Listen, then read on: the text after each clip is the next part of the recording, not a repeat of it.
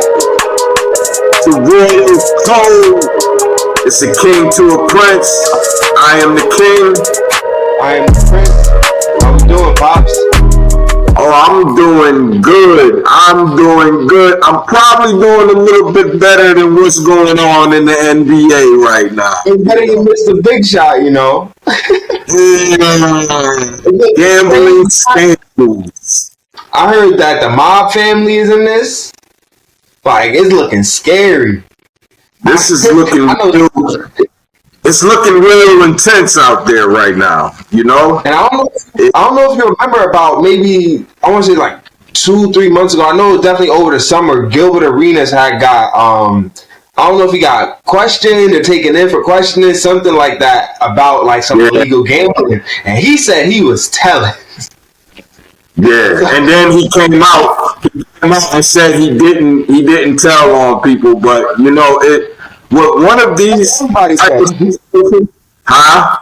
That's what everybody say when they talk. And see, you got to think about it. With a situation like this, it's multiple people that are running their mouth. It's not just one person. Even though it takes one person, you know, one dominoes can make the entire domino set fall. But it's multiple people opening their mouths, because I don't know if you just seen what I just saw today.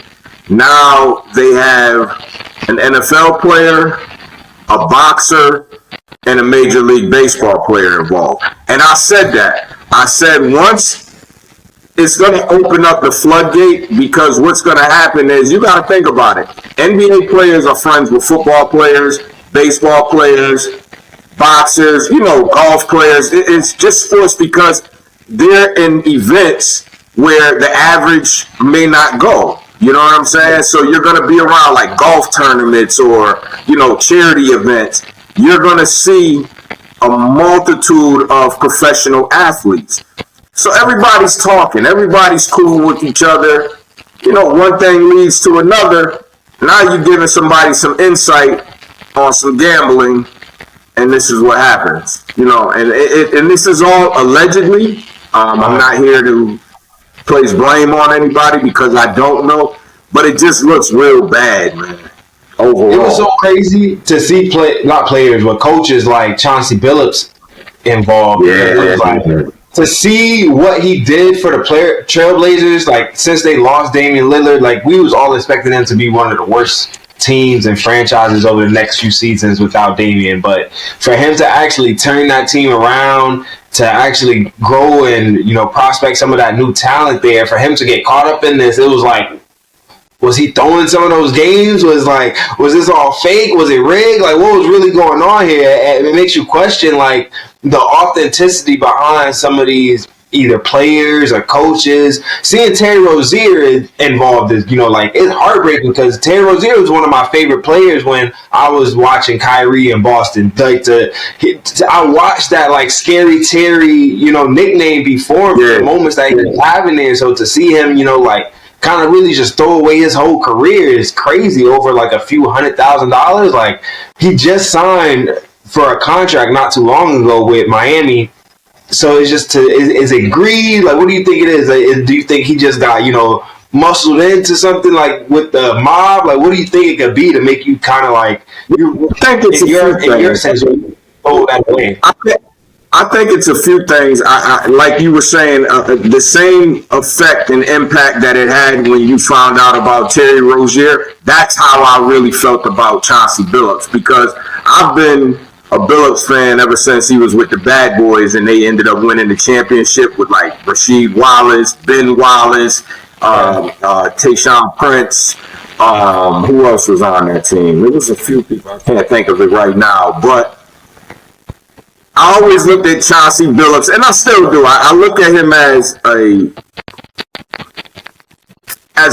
leader. You know what I mean? As somebody that players could go to, and he would lead them down the right way. But when you get into a situation like this, you know, I've been listening to it because the one thing, like we always do, we always want to find the research. We always want to make sure that we aren't discrediting anybody. Um, but when I look at it, there was an interview when he said they were asking him about the games, and he was talking about, he really doesn't focus on the wins or the losses. He just lets the chips fall where they may be. That was diabolical because you're talking about chips, and then here we go, we're talking about poker and gambling. So it was like, ooh, what are we doing here? You know what I mean? So, when I was listening to it, and this is one thing that I've always heard. I don't know of any people that was in the mob. I know I have Italian friends. You hear stories about the mafia, and you hear how they will strong arm a situation. They have their hands into a lot of things. Some of the things that was being said was some players were being threatened, and some of their families were being threatened by the mafia. Now, I don't know how true this is. I don't know which family, because they didn't state which family, because there's a few families involved. But when you get into situations like that, they were saying that one player, they showed his address, they showed his mother's house. So when you get into situations like that, you start to get nervous because you don't want to lose your life, or you don't want to lose a loved one over a game, over anything, So sometimes people are put in these situations where, first of all, they shouldn't have not got involved in these situations, but then at the same time, once you're involved, sometimes people are so in too deep, they don't know how to get out. You can't go to the police, you can't go to the NBA, you can't go to certain officials, because now you're just going to you really open up Pandora's box for yourself. You know what I mean? So you got to kind of like bite the bullet. Another thing I was hearing, that you get some players that, they have friends that they've grown up with. They're friends that they're cool with. You could be communicating with one of your boys and like, man, my leg is hurting tonight. You know what I mean? I've been limping since this morning. I'm limping all day. I don't think I'm going to play. You don't know which your boy may take that information, end up calling somebody and saying, hey, listen, such and such is not playing tonight. Place money on this. Like, you don't know when those type of situations can happen, because you really don't know what your boys are doing, because they're not looking at it in a sense of trying to harm you. They're just looking at it like, I'm trying to get paid. This is a situation I know. So it's tricky. It's really hard to say if it's necessarily greed, if it's the rush, because sometimes it's just the rush. You winning, you feeling good, you gambling. This is quick cash. Everybody's eating. What I didn't like though, what they were saying, that they were recruiting other NBA players that were coming into this situation, and other sports athletes coming into this that did not know that's what they were walking into. Like, that's messed up, because now you're putting somebody's basically life at jeopardy, because if they don't know and they get caught into a situation, it's kind of like if you're not guiding them out of that situation, you're basically leaving them to burn. And that's messed up on all parts. I don't care who's involved. It's tough, man. It's tough. I think a lot of it has to do with greed, and I think a lot of it also has to do with the rush, which still comes down to greed. I don't think it comes down to money when you're dealing with top players, because to me, if you are making $60 million, like, all from what I've heard, the total of all of this is $7 million. Like, to me, that's corny, because if I'm making more money on my contract, me gambling for less than that, like, you really moving backwards. As they say, you're hustling backwards, because I could see if they were tripling their own money, then it's like, okay, well, that's why they did it. So yeah. It's hard to say. It's really hard to say. It's just one of those things you just got to kind of let it play out and see what happens. But it really doesn't look good on the NBA. And if it's going to catapult into other sports, it's gonna be kind of bad. And you know what this reminds me of, son? Remember the COVID, the Rudy Gobert when he touched the microphones? Yeah. Yeah. And it caused a big impact, just not just with NBA, it just in sports in general. That's what this reminds me of. Even more than sports, I feel like that was that moment. Once the NBA kind of closed down, it was like everything around us was like, all right, we all need to be taking this a little bit more seriously. If even like, sports and entertainment has to go on pause, because it's like what's really going on right now in the world. So I feel like that moment was like everybody kind of like closed down when that happened. So it is one of those things. I think there is a lot more that is going to be hidden that actually comes out about this. Like a lot more players. We may not get to see who gets, certain repercussions. It may just be things that go unsaid, things that, are held between teams and, things that are probably mentioned in contracts now about, even sending out things like if you're going to be injured, you probably can't even let, only a certain amount of people know that, or, you're going to be in violation of something. That's potentially a risk that we run in terms of, just trying to police this, like, sports betting, because I can't tell you I see sports betting going anywhere.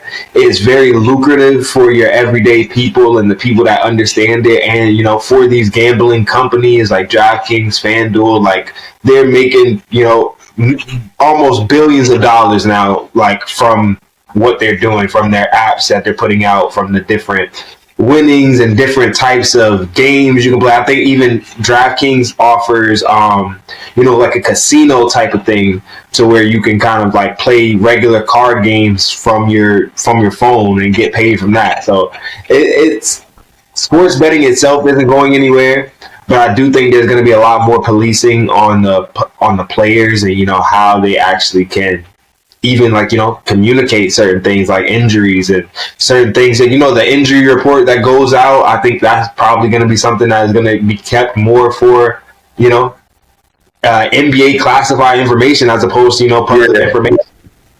Because people will make those calls depending on who's playing that night, what players is, maybe, been off the last few days dealing with, certain injuries. Players play through injuries. That's not uncommon. So for a player like, Terry Rozier to play through an injury and then, a random moment in the first quarter, it starts to bug him, you can't really question him if something hurts. But now you're questioning everybody. Like, is that... do you got to start talking to these doctors to see, how impactful some of these injuries really were to hold some of these players out, to maybe change how they play when they come back. It's scary to see which direction it's going, because it also feels like, a lot of like their personal, information is kind of like just being, altered with, because, maybe not everybody wants to disclose when they go to the doctor for certain things. But now it's like, and I think when you look at it now, really Adam Silver, who I think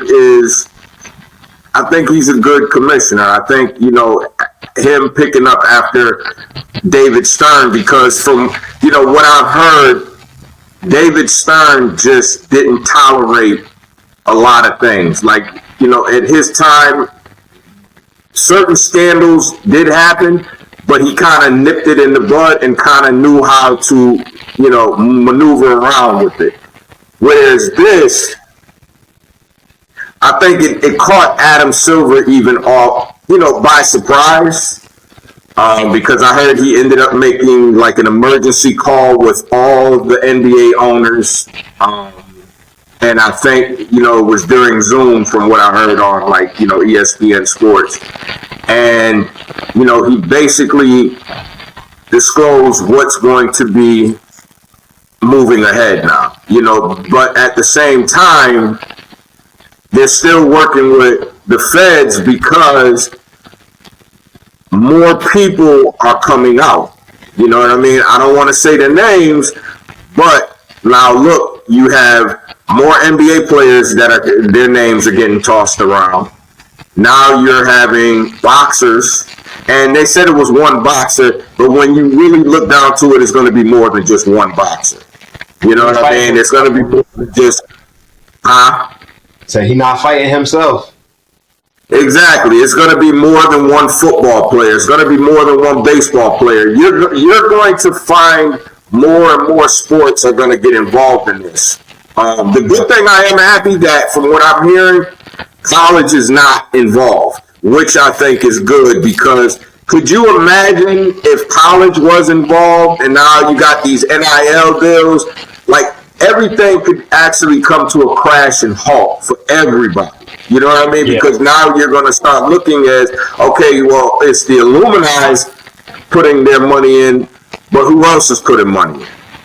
You know, when you're now, the feds now, and the way that they are now, this new group, they're going to like have a hawk eye on everything and everybody now.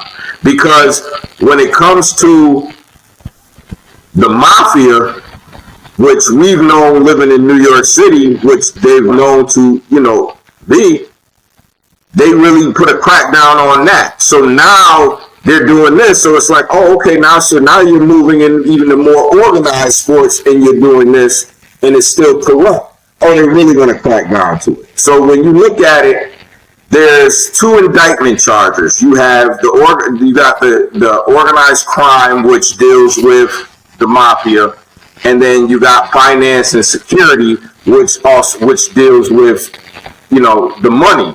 So now you have 2 different types of agencies that's going to be looking into this, and they're going to be watching everything. So you have to watch, like what you said, players may not be able to disclose even to their friends, because now they're going to look at it, well, if you did disclose this to your friend and he went off and made a side bet, how do we know that you're not a part of it?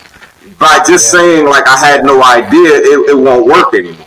It's now you really have to be quiet. You may not, it's not worth losing your career, losing what you've worked for all your life just for a few $1,000s or a few $100,000. It's, especially when you're making millions. I just think now they're really going to have to put a hold on sports when it comes to betting, when it comes to certain things that you can talk about. Like you said, injury reports, we may not know about it until game time now. We may not hear about it before it.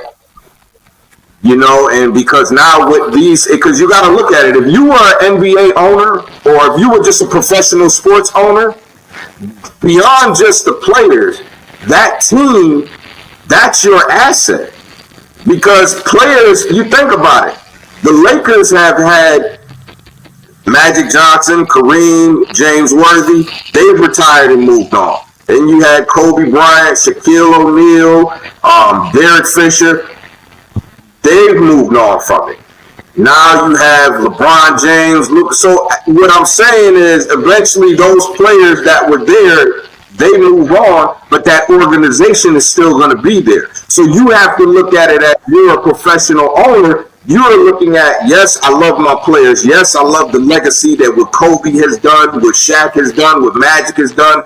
But I'm looking at 20, 30 years from down the line when my kids are running this organization.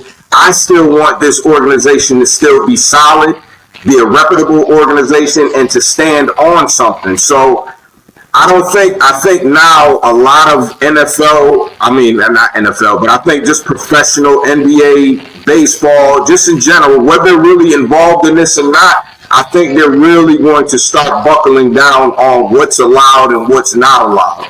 The crazy thing is, like you said, you still have FanDuel, DraftKings, the casinos, which is legalized gambling, so you can't take that away. So how does it work now? I think it's just going to get real strict. Yeah, that's what I can really see coming from it. And it's crazy that you mentioned college, too, because that's where I thought that we were going to see a lot of, kind of that undercover betting, like those money lines, like how we would hear the stories about, like the Chris Webbers, things that happen. Penny Hardaway. I was thinking like, especially once they started, talking about the NIL deals, it was like, obviously it was gonna have like the good positive side of that, where it's gonna be legal money, they're gonna be getting the money that they should be getting paid. But there's always gonna be, those players or those parents or those coaches or somebody involved that feel like they just not getting enough. So they're gonna always find a way to get more. So I'm glad that it hasn't reached that college level as far as we know, because I've been excited about this new college basketball season. So to see any of like some of the top players or any players involved in any of that will just be devastating to what we see. Because I feel like now, from the past years of what we've seen, I feel like NCAA basketball, in a sense, it's football too, but I feel like it's making more of a comeback because over the past, I would say, like decade or so, like you haven't really cared what players were in college. You haven't cared to keep up with your college team. But just this week I was watching Syracuse, BYU, Duke, Kentucky, just because they got some more exciting freshmen, they got some more exciting talent over there. So I'm glad right now that we see just like kind of that purity of college sports coming back, because that's really what we need in that sports world. That's where like that foundation and love for sports really starts, either from like that high school team that you cheering for to that college team. And then like, most people, and then you'll hear like those professionals, like most professionals in any sports don't know that they're going to make it to a professional level. They kind of just playing until they get, until they get there. To that level. Up there. So that's where that love, and I feel like sports betting and gambling in a whole, especially when you add in players to it, it's kind of taking away that love for players, because it's like you got people that will go to the games that they don't really care who wins, they don't care who loses, they just want to see if this parlay is gonna hit, and they just there watching it in person. So it's like it kind of takes away that love from the sports, that love from all the sports that we grew up watching, we grew up loving, we grew up playing. So I'm glad right now at least it's coming back to college sports. Definitely, man. We'll see what happens. We will definitely stay tuned. And again, you know how we do. This is the Royal Code, King to the Prince. And please subscribe. And hit the subscribe button, hit the like, comment. Good. And we'll definitely see y'all soon.